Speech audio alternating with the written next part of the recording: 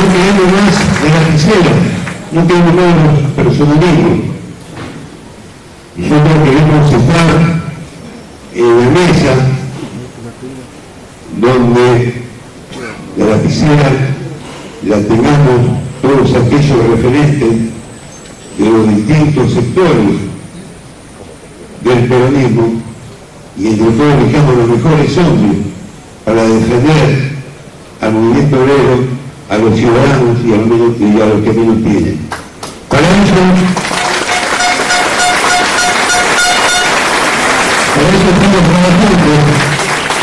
eso estamos trabajando desde el MASA.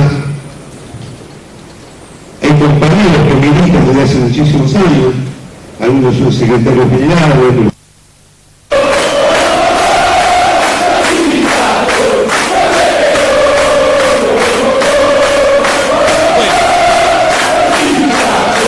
definiciones una tras otra y claramente el hecho de certificar que las elecciones de este año van a jugar un papel determinante en el futuro de la Argentina. Así es, Alberto. Bueno, esperemos que en estas elecciones el pueblo pueda manifestarse y bueno, que todas estas manifestaciones que están en la calle se sientan en el voto. Uno se pregunta si vino acompañado de algún tipo de definición hincapié hecho respecto de la importancia de las elecciones, y también el MASA se expresó respecto de alguna forma de articulación, de alianza o de candidatos, pero vamos a crear el suspenso, ¿no? Algo que un poquito más adelante lo vamos a exponer. Y ahora vamos a ir a otra de las intervenciones de uno de los sindicatos más importantes, más representativos que forman parte de este espacio, que es ESMATA, ¿no? Un sindicato que supo ser multitudinario en los buenos tiempos de la industria nacional y que en estos años está, y sobre todo en este último año y medio, está atravesando una situación bastante compleja, con despidos, con suspensiones, con bastante preocupación, no solo por las políticas internas, sino también por lo que está ocurriendo en Brasil, y cómo efectivamente la inestabilidad del mercado brasileño, la caída en los precios y demás, llevan a poner en cuestión la producción local, e incluso muchas empresas que han amenazado trasladar sus plantas a Brasil. Por eso vamos a escuchar ahora a Mario Manrique, secretario adjunto de ESMATA, que además hace una serie de anuncios que son realmente muy interesantes.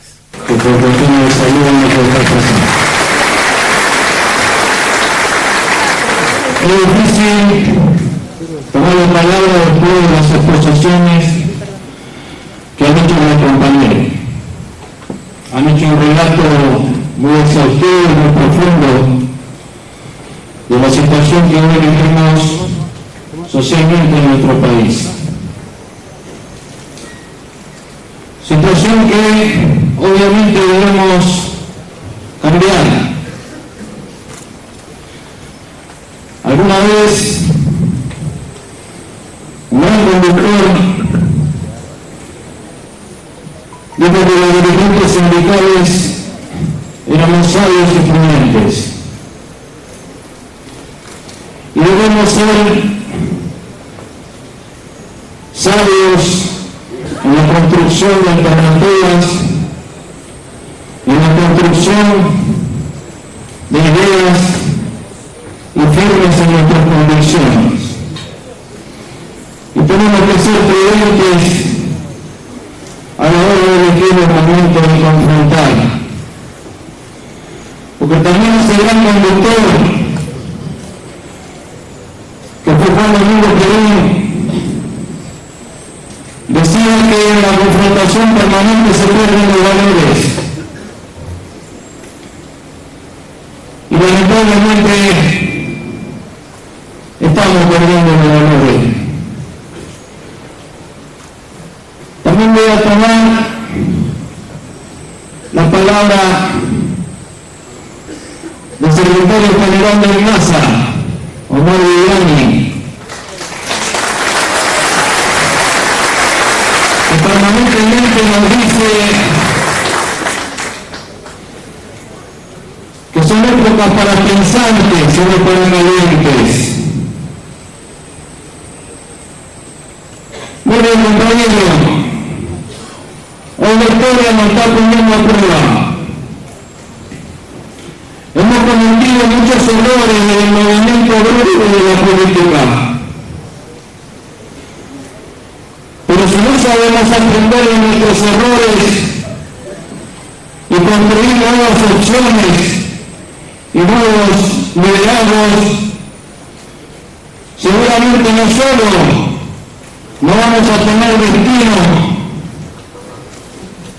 sino que también vamos a estar trabajando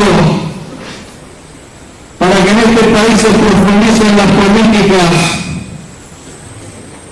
que nos están llevando a una degradación social.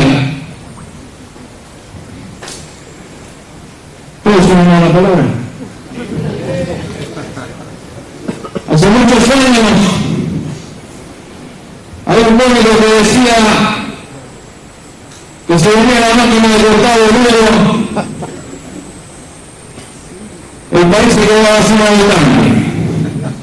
Era Tato Bores. La tecnología avanzó, no se inventó la máquina de cortar boludo, pero se inventó la máquina de amontonarlo. Y se amontonan en el Facebook, se amontonan en el WhatsApp y se amontonan en la cajeta negra. Me da pena, me da desesperación y angustia ver en televisión a representantes políticos y sindicales de cualquier ideología no poder entablar un debate coherente, un debate de ideas. Unos viven echándole la culpa a la herencia, otros viven levantando banderas que no pudieron resolver, y en el medio estamos nosotros. Esa confusión llegó a la sociedad. Este país hoy no solo sufre de la grieta social, es un país en ebullición, un país que no encuentra dentro de la dirigencia, tanto sindical como política, una opción de liderazgo. Y ese es el desafío en que la historia nos puso ahora a nosotros. No me alegro por lo que pasó en la movilización del día 7, porque no fueron personas a las que agredieron, fue el movimiento obrero en su conjunto, movimiento obrero al cual pertenecemos, un movimiento obrero que debe encontrar el camino de la unificación bajo premisas claras, con convicciones, con unidad de concepción, que pueda traccionar políticas de Estado que contengan a toda la sociedad en su conjunto, políticas de Estado que aseguren por mucho tiempo la calidad de vida de los trabajadores. Ese es el desafío. Desde el MASA siempre mantuvimos las mismas ideas, siempre mantuvimos los mismos valores. Y no vamos a claudicar, ni vamos a guardar nuestra agenda en un cajón por el solo hecho de juntarnos, porque juntarnos no sirve. Sirve unirnos, porque en gran odio como es el capitalismo, encarnado en una persona, solo se lo va a poder vencer con organización, unidad de concepción y liderazgos firmes.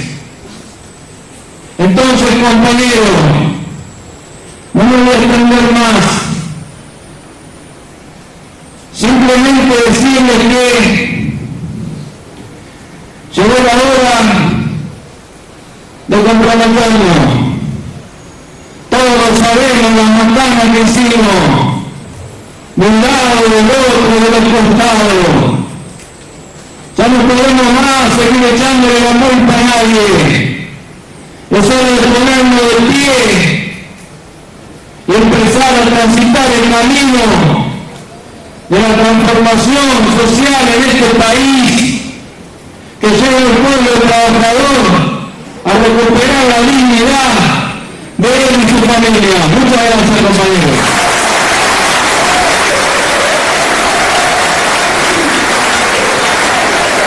Escuchamos a Mario Rodríguez, secretario adjunto de SMACA. Hoy en Ezeiza, el MACA está mostrando unidad en el escenario y unidad en los trabajadores.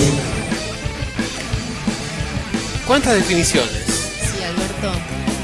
A vos te llamó la atención algo, ¿no?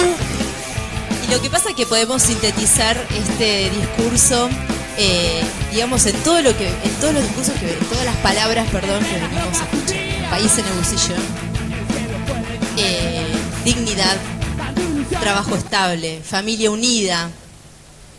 Y bueno, digamos, eso es lo que está luchando el pueblo en general, ¿no? Y me parece súper importante este discurso que él remarca estas cosas tan básicas. La verdad es que es un discurso muy peronista. Eso es lo ¿no? que iba a decir. Y me parece que una cosa que se respiraba en el evento de hoy de la mañana era justamente esto, el peronismo. Y se respiraba por distintas cuestiones. Por ejemplo, en las alusiones al Papa Francisco y al hecho de que cuando quedaba alguien desocupado no era alguien solamente, sino que era una familia que se perdía, que caía en la pobreza, que caía en una situación de desesperación. Y la otra cuestión también muy importante es que cuando se perdía un empleo en blanco caían 3 trabajos en negro, 3 trabajos informales. Entonces, yo creo que esta condición de la solidaridad que ha sido característica de la comunidad organizada del peronismo, estaba muy presente, ¿no? Estábamos acostumbrados en los últimos años a escuchar un discurso político que era más bien socialdemócrata en su composición, que utilizaba, en lugar de términos como la igualdad peronista, utilizaba el concepto de equidad, que básicamente de alguna manera resignaba incluso la invocación al propio Perón, ¿no? Es decir, Perón de alguna manera ha sido redescubierto por muchos después de la derrota electoral de 2015. Así es, y cómo el movimiento obrero se está haciendo escuchar, eso me da mucha impresión, porque tanta gente ahí, ¿no? Digamos, velando por las bases peronistas y la organización y los principios del justicialismo, digamos, como que me llenó de energía, Alberto. Sí. ¿No? Yo creo que sí, y sobre todo, ¿sabes qué? A mí me venía a la mente permanentemente la comparación. Siempre las comparaciones son odiosas, ¿no? Pero yo veía ese triunvirato de la CGT el 7 de marzo, y en esa situación casi de desprotección, con un pueblo que le exigía definiciones que no estaba en condiciones de dar, y no es tal vez porque quienes estaban en ese triunvirato no quisieran darlas, sino porque se había generado en los últimos tiempos del gobierno anterior una fragmentación dentro del espacio sindical terrible. Una de las consecuencias fue, por ejemplo, la creación de este espacio, de este movimiento de acción sindical argentina. Pero hoy lo que llamaba la atención era todo lo inverso, ¿no? Es decir, por un lado teníamos una militancia activa, bulliciosa, ansiosa de definiciones y de respaldar una acción concreta. Pero por el otro lado veíamos que esto de con la cabeza de los dirigentes o con los dirigentes a la cabeza, bueno, efectivamente acá se habían puesto a la cabeza. A los hombres y mujeres que están descreídos del peronismo, que el peronismo es la única alternativa política que puede traer la grandeza del pueblo y la felicidad del pueblo. Este es el compromiso que debemos asumir. Si no tenemos hombres y mujeres que transmitan esta idea, seguramente no vamos a tener patria. Y la patria es de todos. Donde hay un trabajador está la patria. Y eso somos nosotros, la patria que queremos.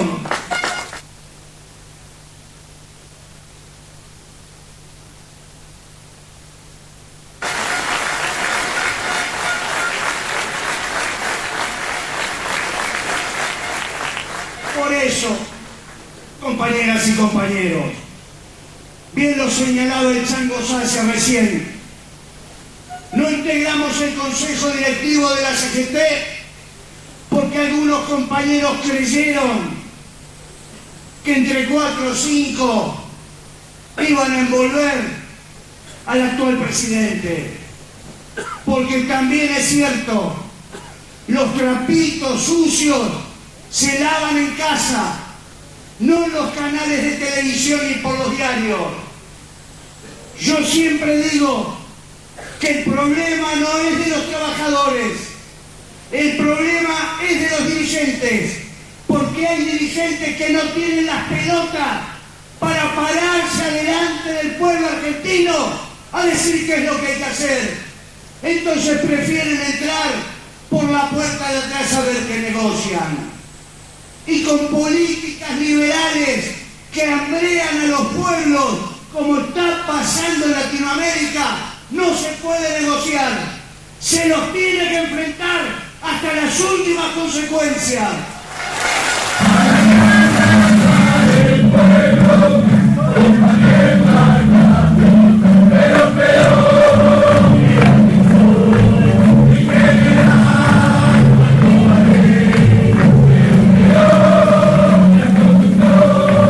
Claudia, se respiraba peronismo ahí, ¿no? Así es, un discurso con muchas definiciones y un cierre muy contundente. Sí, vamos a repasar algunos ítems, porque me parece que son muy interesantes. Vos señalabas uno aquí mientras estábamos escuchando nuevamente la locución. Bueno, el apoyo a la educación es uno que claramente él decía y afirmaba que sin educación vamos derecho a la desolación y a la pérdida del futuro de los jóvenes, porque sin educación no se encuentra trabajo, sin educación no tenemos un pensamiento autónomo y crítico, sin educación no podemos elegir, no somos libres en realidad. Sí, y vos fijate que hay algo muy importante en esto, ¿no? Que se privilegia la lucha por sobre las diferencias que puede haber en cuanto a centrales obreras o en cuanto a alineamientos en términos incluso político-ideológicos. Creo que en realidad, como decía alguien, ¿no? Si te parece que la educación es cara, pregúntate cuánto sale la ignorancia.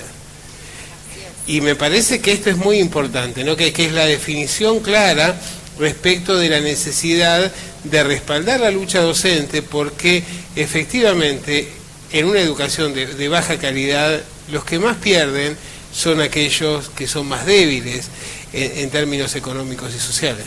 Sí, los más vulnerables, y en donde esta educación, que claramente el gobierno está haciendo una diferencia entre lo privado y lo público, empezamos nuevamente a hablar de desigualdad y de aumentar esta brecha y esta grieta, ¿no?, entre las clases sociales. Sí, eso es muy importante, ¿no? El hecho de la grieta que también es tomada en este análisis, y sobre todo hay una definición muy contundente, que es la que tiene que ver con la reina de Holanda.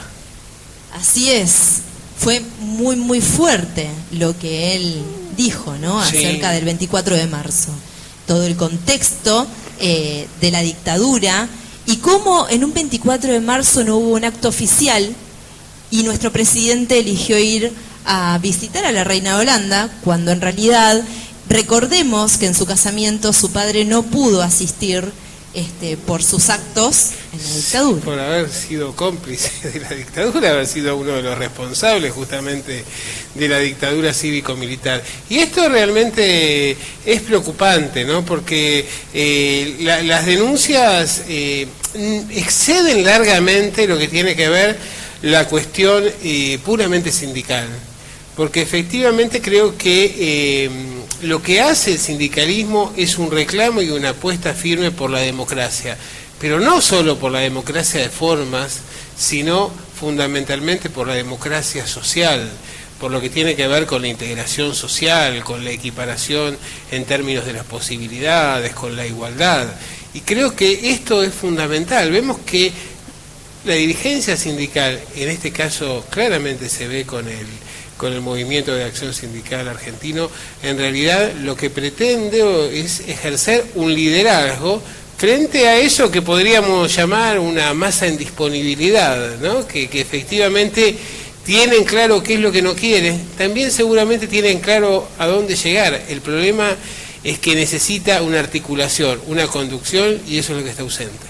Así es, una de las cosas que declara Viviani es que no es el problema de los trabajadores, sino justamente es el problema de los dirigentes. Que los dirigentes, bueno, él sostenía de que entran por la puerta de atrás a negociar, cuando en realidad no hay que negociar, sino que hay que afrontar estas políticas que van en contra de los trabajadores. Claro, esto era algo, ahí está retomando algo que había dicho Mario Manrique de Esmata, ¿no? Que es el hecho de que muchos dirigentes parece que no tienen la entereza moral como para afrontar seriamente, para sentar posición frente a las autoridades, y él denunciaba que bueno, que por esa razón era que arreglaban a escondidas y esto generaba un descrédito para el movimiento obrero en su conjunto. Y yo creo que es muy importante llamar la atención sobre eso. También llamaba la atención Manrique, algo que va a retomar Viviani también, sobre la relativización de esta pesada herencia, que en realidad parece haber sido no tan pesada, ¿no?, en términos de los cambios que se han producido en este último año y medio. Entonces creo que claramente hay definiciones, sobre todo políticas. Cuando estábamos editando este material, en realidad nos resultaba prácticamente imposible cortar ningún párrafo, ¿no?, hacer una selección. Era la riqueza de los conceptos en discursos que, si bien no fueron excesivamente largos, tampoco fueron cortos, pero fueron muy amplios y además que tuvieron definiciones y una contundencia significativa. Así es, Alberto. Claramente hay una lucha, digamos, con varias acciones a seguir. Hay un documento escrito y también hay bases sólidas. Bueno, nos quedamos con ganas de seguir escuchando a Viviani con el tramo final de las definiciones y también con el cierre de las alocuciones frente al plenario.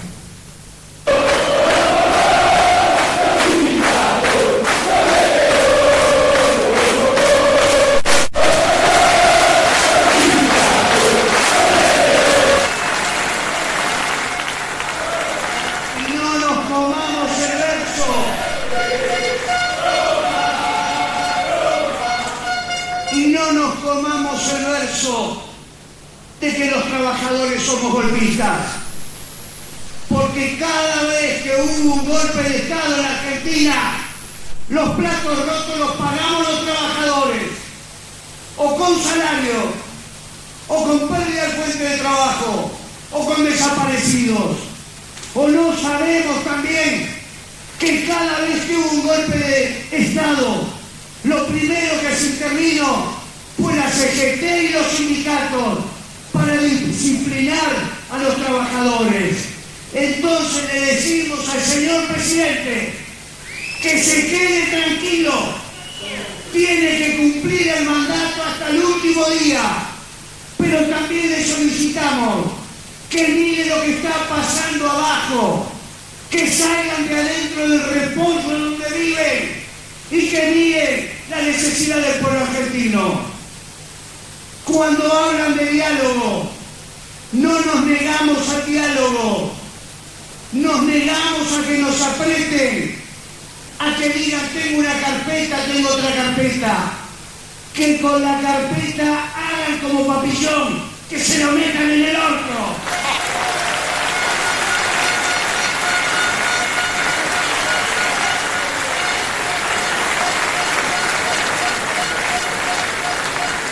Por eso, compañeras y compañeros, el 6 de abril vamos a pasar. Y le estamos diciendo también a los compañeros de la Confederación General del Trabajo que tengan la grandeza y la humildad de ordenar la casa. La CGT es la casa de los trabajadores. Que no estén un sector por un lado u otro sector por otro. Que tengan en claro que el pueblo argentino trabajador está esperando de la gran decisión de la CGT. Y si no les da el cuero, muchachos, hay que barajar y dar de nuevo. Que dejen el lugar a compañeros dirigentes y compañeras dirigentes que estén a la altura de las circunstancias.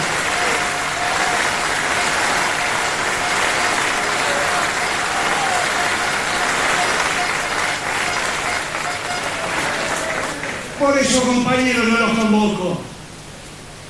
A los compañeros y a las compañeras, a que esto que han escuchado hoy acá y que les agradezco con el respeto que lo han hecho, lo transmitan.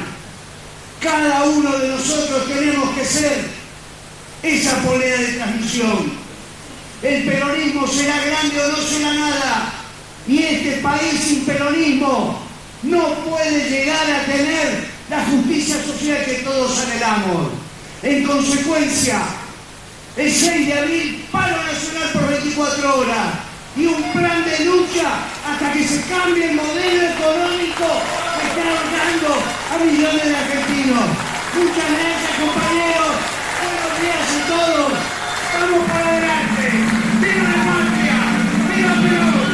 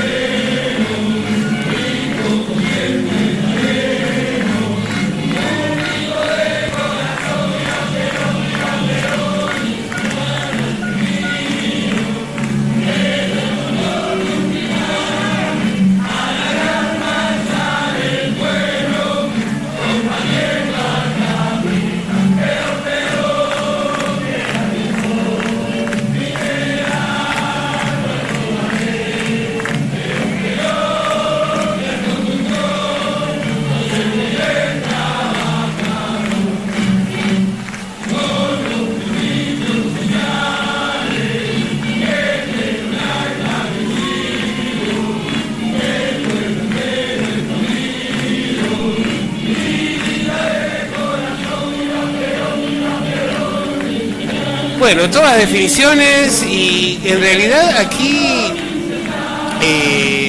Viviani retoma algo que ya había planteado Di Próspero, ¿no? Que es el hecho del papel militante que le cabe a todos aquellos que, bueno, tienen una responsabilidad social y no solo a la dirigencia sindical, ¿no? El hecho de hacer un trabajo concreto en el territorio, tratar de ir a convencer, a difundir, sobre todo el hecho de que, bueno, un examen sobre cuáles fueron las razones por la cual muchas personas, un porcentaje muy importante de argentinos, votó por un proyecto que quedaba claro que no iba a beneficiarnos.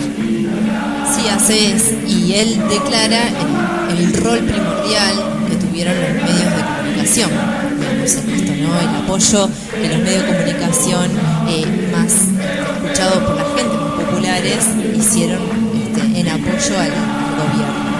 Pero frente a los medios es muy interesante porque lo que se opone, se plantea es, frente al intento de manipular o de formar la opinión pública, la necesidad de trabajar concretamente sobre el territorio, ¿no? Trabajar sobre el vecino, en el puerta a puerta. Y otra de las definiciones que me llama la atención y que él es muy claro es el tema de que también a los trabajadores este gobierno nos llama que somos golpistas, ¿no? Que somos los que desestabilizamos, que somos los que protestamos, que somos los que estamos en la calle. Bueno, por ejemplo, en el ámbito educativo, que ahora es, digamos, lo que está emergiendo en la lucha y lo que está en los medios de comunicación, los docentes no quieren dar clases, los docentes están boicoteando la educación y demás. Pero en realidad, él dice que los trabajadores no somos los golpistas. Bueno, los trabajadores no somos golpistas, naturalmente, pero creo que ese es un discurso que toma este gobierno y que han tomado otros gobiernos. Es decir, la crítica, por ejemplo, ya que estabas hablando vos de la reivindicación de la lucha de los docentes, la crítica a los docentes, a las condiciones de trabajo, al ausentismo y demás, también fueron formuladas por el gobierno anterior, es decir, no es algo característico de este gobierno, tiene que ver con un discurso político que confronta una situación determinada. Tampoco hay que tomar los discursos políticos a rajatabla, claramente se intenta superar una coyuntura y me parece que, pero claramente lo que se intenta hacer es, digamos, quitar de la agenda este tipo de asociación, por eso la definición tan contundente. Yo no creo que el gobierno piense que los trabajadores son golpistas, ni mucho menos, simplemente son discursos de forma. Claro, de hecho están yendo contra los sindicatos, ¿no? El tema de desestabilizar. ¿Cómo es eso, Alberto, que anda circulando este discurso de desestabilizar los sindicatos, de sacarle la personalidad jurídica y demás? ¿Suena como en la época de la dictadura donde fueron intervenidos o no viene por ahí la relación? Bueno, la verdad yo no iría...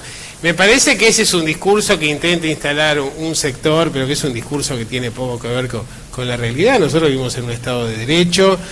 Pueden gustarnos más o menos las decisiones políticas que se toman, pero vivimos en un contexto institucional, funciona el Parlamento, circulan los discursos críticos. Me parece que nada amenaza la vigencia de la democracia. Sí vemos, por el otro lado, bueno, que hay políticas que benefician predominantemente a ciertos sectores, pero que han sido características de una propuesta política. Y bueno, las propuestas políticas se las responde a partir de programas alternativos, a partir de organización, pero efectivamente yo no creo que haya un interés de golpe de parte de nadie concretamente. De hecho, una cosa que se remarcó mucho en este encuentro fue un poco como que si el gobierno quería irse antes del 2019, bueno, lo iban a ir a buscar para obligarlo a que continuara, ¿no? Porque efectivamente lo que se trata no es de derrocar un gobierno, sino de tratar de modificar las políticas y que las políticas efectivamente traten de incluir a la mayoría y a beneficiar al conjunto de la sociedad y no a sectores mucho más acotados, como hemos visto, ¿no? Esta asociación que señalábamos antes entre la caída de más del 30% en el consumo de leche y el incremento notable en la compra de las 4x4, nos está marcando claramente cuál es el sentido, la orientación de las políticas de Estado. Claro, porque en realidad la lucha vamos hacia ahí, ¿no? A cambiar el modelo económico que está proponiendo este gobierno. Yo creo que es un problema histórico que tiene la Argentina, ¿no? Que el hecho de que hay dos proyectos de país. Uno es el proyecto de la generación del 80, tal como se lo ha llamado, que es un proyecto de un país para pocos, basado en la desigualdad, en la exclusión social y la concentración de la riqueza en pocas manos, y culturalmente un país aculturado, un país dependiente. Y por el otro lado tenemos un proyecto nacional y popular que arranca con el radicalismo, arranca con Alem, con Irigoyen, también con Alvear, desde mi perspectiva, aunque algunos lo cuestionan, luego continúa con Perón y con el armado de ese espacio nacional y popular. Llamativamente hoy en día lo que tenemos es un radicalismo que parece encontrarse en un brete, en una alianza que ha generado, pero que lo ha puesto en situación bastante incómoda, por ejemplo, por lo que han sido las declaraciones que se han hecho en la Cámara de Diputados respecto de esto del negocio de los derechos humanos, el curro de los derechos humanos y cosas por el estilo, que no solo pusieron molesta a la dirigencia radical, a Monzó, sino que luego generó muchos cuestionamientos, porque efectivamente, digamos, cuando uno habla de derechos humanos en nuestro país, lo primero que viene a la mente, además de las madres y las abuelas de Plaza de Mayo, es la figura de Alfonsín. Y de golpe, qué sé yo, que si se hagan este tipo de declaraciones con un radicalismo que orgánicamente forma parte de la Alianza Cambiemos, bueno, hace algo de ruido y coloca en una situación incómoda que hace que el radicalismo, por un lado, no pueda tomar distancias de esa alianza, pero por el otro lado, tal vez desearía ser más escuchado o más tenido en cuenta. Así que bueno, esto es un poco la situación que se planteaba en verdadero plebiscito peronista, ¿no? Me parece que fue esto, la convocatoria a las demás centrales obreras como para tener una política de unidad, para organizar la conducción, y luego tenemos una serie de definiciones políticas muy interesantes que se van a dar en la conferencia de prensa que brindaron Sergio Sacia de la Unión Ferroviaria y el diputado Oscar Romero de Esmata.